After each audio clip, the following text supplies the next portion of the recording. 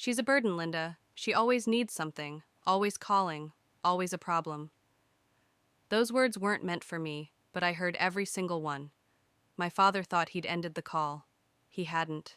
And in that moment, standing in a hospital supply closet at 2 in the morning, I realized something that would change everything. The daughter who never asked for anything had just been called the problem child. I didn't cry. I didn't call back. I made a decision instead. 3 weeks later, my parents stood on my driveway holding a key that no longer fit. The house was empty, and on the counter sat one envelope with 5 words in my handwriting. A burden did this. If you are watching this, kindly help us to push the video to others by liking and commenting where you are watching from. Thank you. Now let's continue. The fluorescent lights in the UC Health Denver emergency wing hummed the way they always did at 2 in the morning. Nurses moved through hallways like ghosts, clipboards tucked under tired arms, coffee going cold in paper cups. I was standing in the supply closet, restocking IV bags, when my phone buzzed. Dad's name lit up the screen. I almost didn't answer. My hands were full. My shift had 3 more hours, and I was already bone-tired. But I picked up anyway. I always did. "Hey, sweetheart," he said, voice bright with that post-vacation energy. "Just landed. The cruise was incredible. Your mom says hi." We talked for maybe 2 minutes. Small things, weather, traffic, the usual dance of polite distance we'd perfected over the years. Then he said he had to grab the bags. I heard shuffling, a car door, and then silence. I thought the call had dropped. I almost hung up. But something stopped me. Maybe it was the faint rustle of fabric. Maybe it was instinct. I held the phone to my ear and listened. That's when I heard it. "She's a burden, Linda." His voice was tired now, stripped of the warmth he'd used with me moments before. "She always needs something, always calling, always a problem." My mother murmured something I couldn't make out. He sighed. "I'm just saying, it's exhausting." The IV bag slipped from my hand. It hit the tile floor with a dull thud.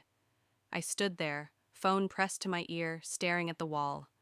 My breath came slow, shallow, like my lungs had forgotten how to work. The call was still connected. He didn't know. He thought I was gone. And in a way, I was. Because the daughter who'd spent 32 years trying to be enough had just learned she never was. I didn't scream. I didn't cry. I just stood there in that cold, sterile room and felt something inside me go quiet. Final. Like a door closing that would never open again. I ended the call. My hands didn't shake.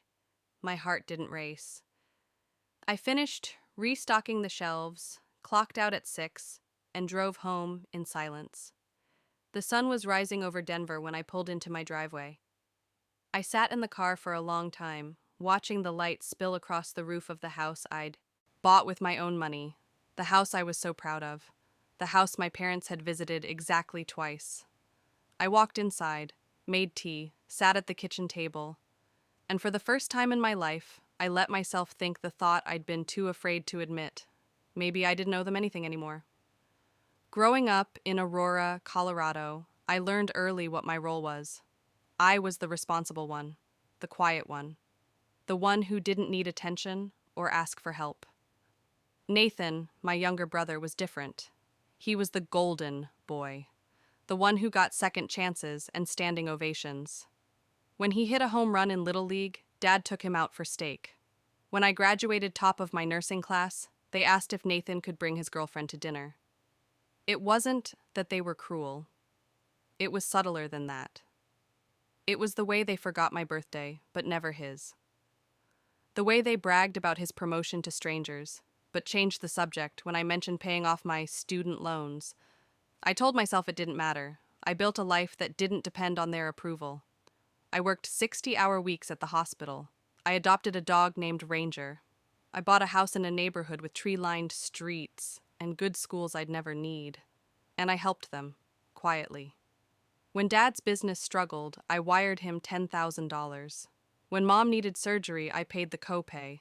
They never asked. I just did it. Because that's what good daughters do, right? They take care of people, even when those people don't notice. I remember one Thanksgiving. Nathan showed up 3 hours late with a store-bought pie. Mom hugged him like he'd returned from war. I'd been there since dawn, cooking, cleaning, setting the table. She thanked me once, barely looked up from her phone. I stood in the kitchen holding a dish towel, watching them laugh at something Nathan said, and I felt invisible, like I was a shadow in my own family, a prop, useful but not valued. But nothing hurt as much as hearing the truth unfiltered. Because when people think you're not listening, they tell you exactly who you are to them, and I was a burden. The daughter who always needed something, except I didn't. I never did. I was the one who gave. And somehow, that made me the problem. I thought about that call for days, replayed it in my mind, until the words lost meaning and became just sound.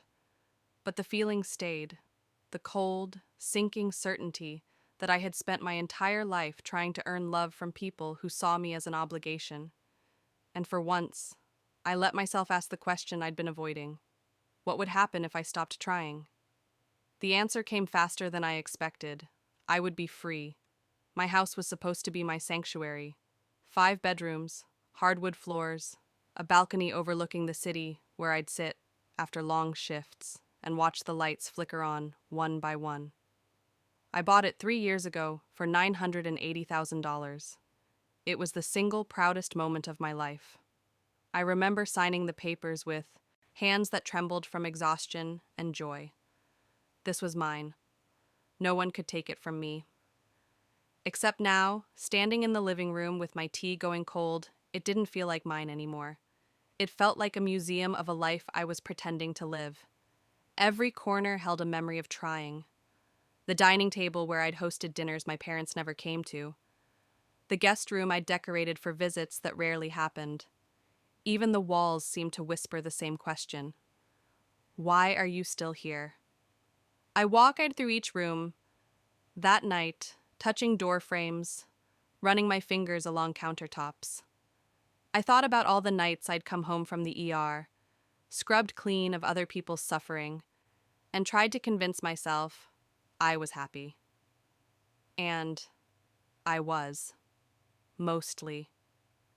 But happiness built on the hope that someday your family might see you isn't real happiness. It's just waiting. I pulled up my laptop, typed in the name of a realtor I'd seen on a billboard near the hospital. My cursor hovered over the contact button. This was insane. You don't sell your house because of one overheard conversation. You don't uproot your entire life because your father called you a burden. People said worse things every day. Families were complicated. I should talk to him, confront him, give him a chance to explain. But I already knew what he'd say. He'd apologize. Say he was tired. Say he didn't mean it. And maybe he didn't. Maybe, in his mind, I really was calling too much, needing too much, asking for things I had no right to ask for. Except, I wasn't. And that was the problem. I had spent 32 years making myself small, and it still wasn't small enough. I clicked the button, sent the email, and sat there in the glow of the screen, feeling something I hadn't felt in years. Control. For once, I wasn't reacting to them. I wasn't trying to fix something or prove something or be something. I was deciding, and the decision was mine. The realtor called the next morning. Her voice was bright, professional. She asked why I was selling. I told her I was relocating. She didn't push. By noon, the listing was live. By evening, I had 3 offers. Selling the house was easy. Letting go of everything else was harder. I started with the small things. Clothes I hadn't worn in years. Books I'd never reread. I packed them into boxes and drove them to Goodwill in Lakewood, watching strangers pick through the pieces of my life like they were shopping for groceries. It should have hurt. It didn't. It felt like shedding skin. Next came the furniture. I sold most of it online. Couch, dining set, bed frame.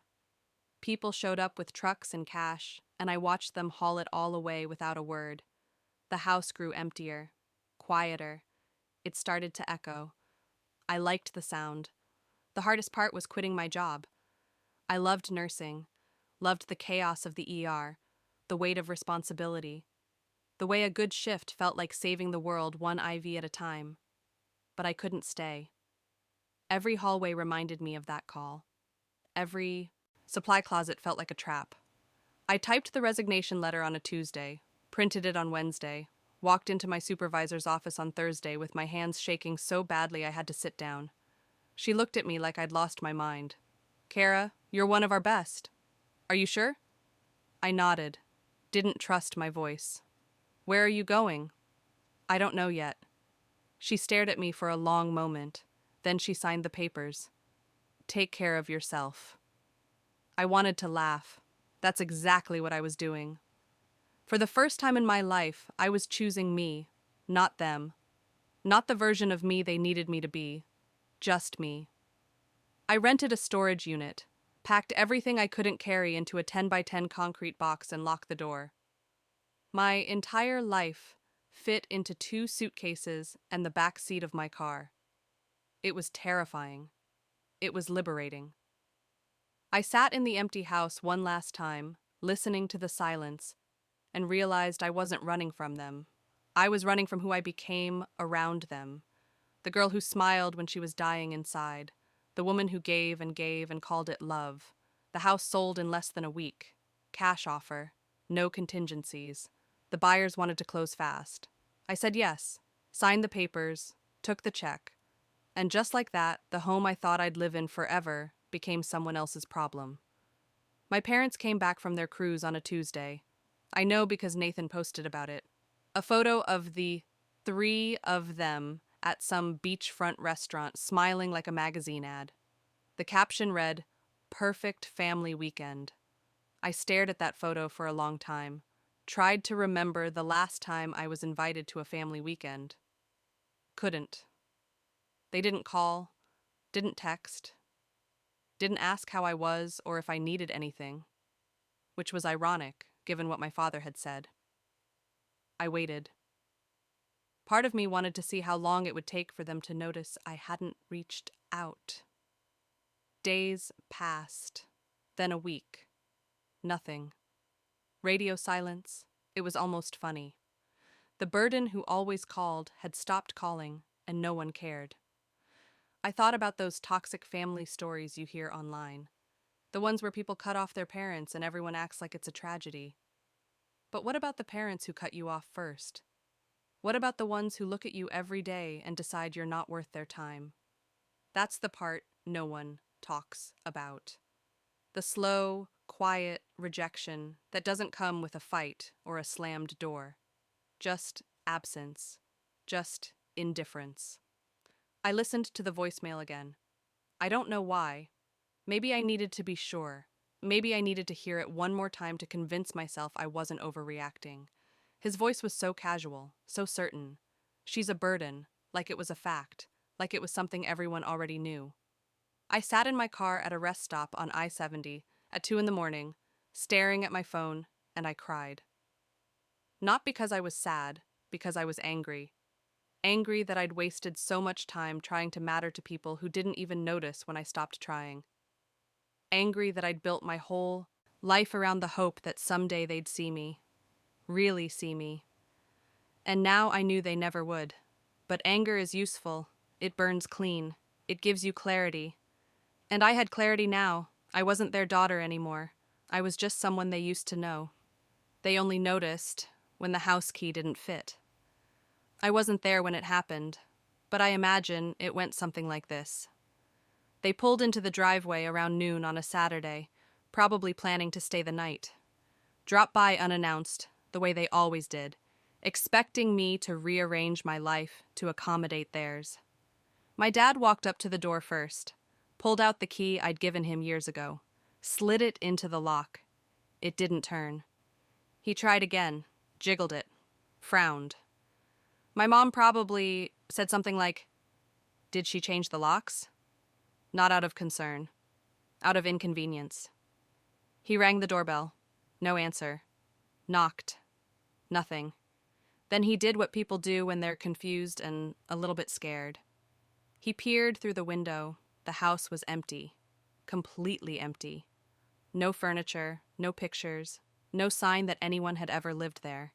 Just blank walls and clean floors and the kind of silence that makes you hold your breath. My mom pressed her face to the glass, hands cupped around her eyes, trying to make sense of what she was seeing. They walked around to the back. All the blinds were open. Every room was the same. Hollow. Abandoned. That's when they saw the envelope, sitting on the kitchen island, right in the middle where the dining table used to be. My handwriting on the front. Just their names, nothing else. My dad's hands were shaking when he picked it up. I know because I know him.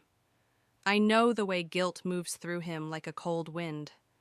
The way he deflects until he can't anymore. He opened it slowly. Read the words I'd written in that empty house 3 days before I handed over the keys.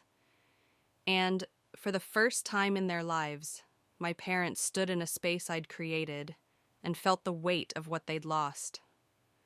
What did the letter say? I'll get to that. But first, let me tell you what happened in the moments after they read it. My mom sat down on the porch steps. My dad stood there staring at the paper like it might change if he looked long enough. Neither of them spoke. What do you say when the daughter you took for granted proves she was never the burden? When the one you called a problem walks away without a fight and leaves you with nothing but the truth? They called my phone. It went straight to voicemail. They called again and again. I disconnected the number 2 days earlier, changed everything, email, address, even my social media. I didn't block them. I just disappeared. Because sometimes the cruelest thing you can do to people who never valued you is show them what life looks like without you in it. And standing there on my old porch, holding a letter they'd never forget, they finally understood what they'd done. The letter wasn't long. I didn't need it to be. I'd spent 32 years trying to explain myself to them, trying to justify my existence, trying to prove I was worth their time. I was done explaining, but I owed them the truth. Not because they deserved it, because I did. It started simple. Mom and Dad. No dear, no love, just their roles. Then I told them what I'd heard, word for word. She's a burden. She always needs something, always calling, always a problem. I told them I'd stood in a hospital supply closet and listened to my father reduce me to an inconvenience. I told them the call hadn't ended, that he didn't know, that I'd heard every word. Then I listed the things they'd forgotten. The $10,000 I'd sent when Dad's business was failing. The surgery bills I'd covered for Mom. The birthdays they missed. The achievements they ignored. The years I spent trying to earn a love they gave freely to Nathan, but rationed for me like it was something I had to deserve. I wasn't cruel. I wasn't even angry in the letter. I was just honest. And honesty, when you've been lying to yourself for decades, is the sharpest blade there is. I told them I didn't hate them. I told them I hoped they'd be happy. I told them that Nathan was lucky to have parents who saw him, who celebrated him, who never made him wonder if he mattered. And then I told them the hardest truth of all. I was done wondering. I was done waiting for them to see me. I was done being small so they could feel big. The letter ended with 5 words, the same 5 words I'd left on the envelope. A burden did this, not as a joke, not as revenge, as a mirror. Because sometimes the only way people learn who you really were is by showing them who you're not anymore. I signed it with my name, not Love or Your Daughter, just Kara, because that's who I was now, not their burden, not their backup plan, just a woman who'd finally chosen herself. I never found out how they reacted. I don't need to. I know my mother probably cried. I know my father probably got defensive, tried to rationalize, tried to make it my fault. And I know Nathan probably didn't understand. How could he? He never had to fight for a place at the table. But maybe, somewhere in the confusion and the hurt and the anger they must have felt, there was a moment, a single quiet moment, where they realized what they'd lost. And maybe that was enough, or maybe it wasn't. Either way, it wasn't my problem anymore. This was their lesson to learn. I'd spent my whole life teaching them how to take. Now they could learn how it felt to lose. Santa Fe, New Mexico, is nothing like Denver. The light here is different, warmer, softer. The adobe buildings glow at sunset like they're on fire, and the air smells like juniper and dust and something I can't quite name. Peace? Maybe. I found a small apartment on the east side, 1 bedroom, kitchen barely big enough to turn around in. But it has a window that faces the mountains, and every morning I wake up to a sky so blue it doesn't look real. I got a job at a local clinic, part-time, enough to pay the bills, but not enough to drown in. I adopted a cat. Her name is Juno. She's orange and loud and doesn't care if I'm a burden. I take long walks in the evenings, read books I've been meaning to read for years. I don't check my old email. I don't look at Nathan's social media. I don't wonder if my parents have tried to find me. Because here's the thing about revenge stories. They're not always about making someone pay. Sometimes they're about taking back what was stolen. My family didn't steal my money, or my time, or even my love. They stole my belief that I was enough. They stole the years I spent thinking if I just tried harder, gave more, asked for less, they'd finally see me. And I took those years back, not with anger, not with hate, with distance, with silence. With the kind of peace that only comes when you stop fighting battles you were never meant to win. People ask if I regret it. Selling the house. Quitting my job. Disappearing without a word. And the truth is, I don't. Not even a little. Because for the first time in my life, I'm not performing. I'm not trying to be the daughter they needed, or the sister Nathan overshadowed, or the nurse everyone depended on. I'm just me, flawed, quiet, free. I think about them sometimes, wonder if they changed, wonder if they ever talk about me, or if I'm just a story they tell at dinner parties. Our daughter, who lost her mind and ran away. I wonder if they understand, if they learned, if they ever looked at Nathan and realized he was only golden because I was invisible. But those thoughts don't last long, because I'm not waiting for their apology anymore. I'm not hoping they'll call. I'm not building my life around the hope that someday, somehow, they'll wake up and realize I was worth keeping. I already know I was. And that's enough. There's a quote I read once. Something about how sometimes losing everything they took for granted is the only way people learn.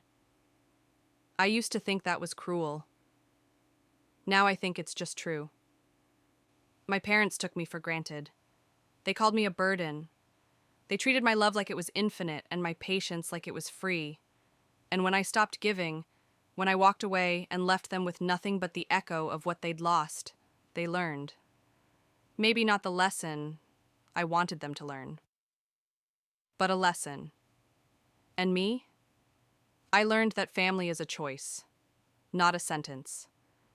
I learned that you can love people and still leave them. That sometimes the kindest thing you can do for yourself is stop trying to fix something that was never yours to repair. I learned that I am not a burden. I never was. I was just surrounded by people too small to carry the weight of real love. So here I am, in a city where no one knows my name, where the mountains stand like sentries and the light feels like forgiveness. I'm building a life that doesn't need anyone's approval. A life where the only voice that matters is mine. And for the first time, that voice is saying, something I've needed to hear for 32 years. You were always enough. If you believe no one deserves to be treated like a burden, hit subscribe. Your story matters here.